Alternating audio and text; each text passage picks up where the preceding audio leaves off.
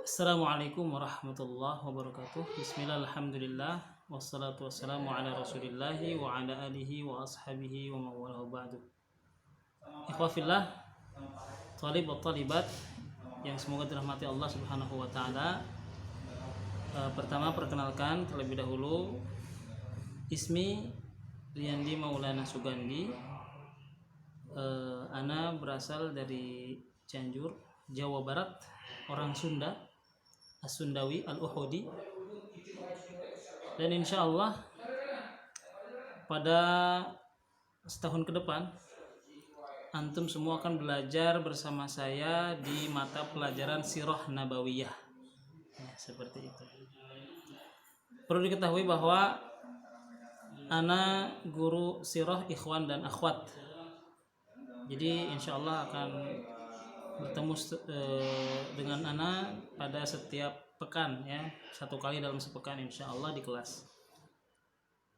Itu mungkin perkenalan singkat.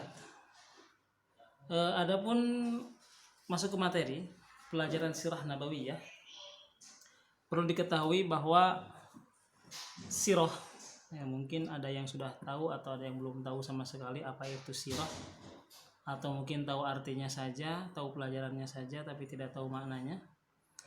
Maka di sini akan anak kasih tahu ya. Sirah itu berasal dari bahasa Arab, dari kata sara yasiru siratan, atau yang bermakna perjalanan. Nah, di sini kalau kita hubungkan dengan sirah, ya, sirah nabawiyah artinya perjalanan Nabi Muhammad sallallahu alaihi wasallam. Jadi apa itu sirah? Sirah itu adalah pelajaran yang mengajarkan kepada kita tentang perjalanan Nabi sallallahu alaihi wasallam semenjak kecil sampai beliau dewasa, sampai diutus menjadi nabi dan rasul, bahkan sampai wafat. Itu sirah nabawiyah ya. Nah, materi di kelas 1 ini, materi di semester pertama di kelas 1, kita akan mempelajari tentang kelahiran beliau, keturunan beliau, dan penyusuan beliau. Adapun kitab ya, mungkin kemarin sudah ada beberapa yang punya kitab ya. Kitab yang digunakan ini kebalik ya. Sejarah Kebudayaan Islam atau SKI ya. Nah, ini buku yang akan digunakan dalam 1 tahun ke depan untuk pelajaran sirah nabawiyah atau perjalanan Nabi sallallahu alaihi wasallam. Nah, di bab 1 tadi kita akan belajar tentang kelahiran Nabi sallallahu alaihi wasallam. Mungkin perlu diketahui, kenapa sih seorang muslim itu harus mempelajari sirah Nabi, harus mempelajari tentang sejarah Nabi, kenapa sih? Nah, ini yang mungkin jadi pertanyaan. Ustadz, sejarah itu kan waktu-waktu yang telah berlalu, kejadian-kejadian yang udah lama, ngapain diulang-ulang lagi? Ya, yang udah lalu biarlah berlalu, kan begitu kata orang ya. Tapi tidak begitu ya. Kenapa demikian? Karena agama yang dibawa oleh Nabi Shallallahu Alaihi Wasallam itu adalah agama yang sempurna, yang sudah dicontohkan oleh beliau ketika beliau hidup, dan umat muslim beragama harus sesuai dengan contoh yang dibawa oleh Nabi Shallallahu Alaihi Wasallam.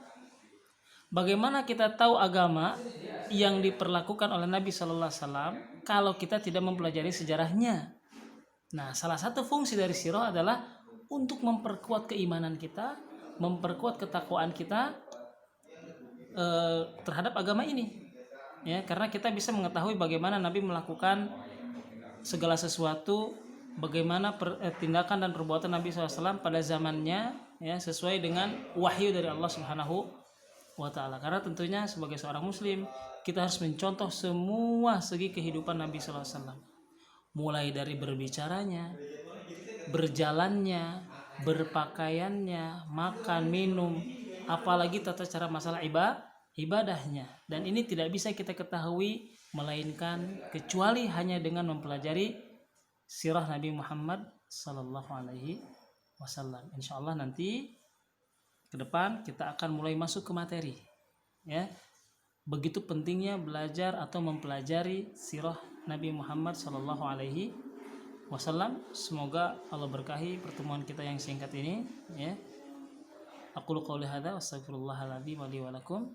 Subhanakallah bihamdika asyhadu an la ilaha illa anta astaghfiruka wa atubu ilaik. Assalamualaikum warahmatullahi wabarakatuh.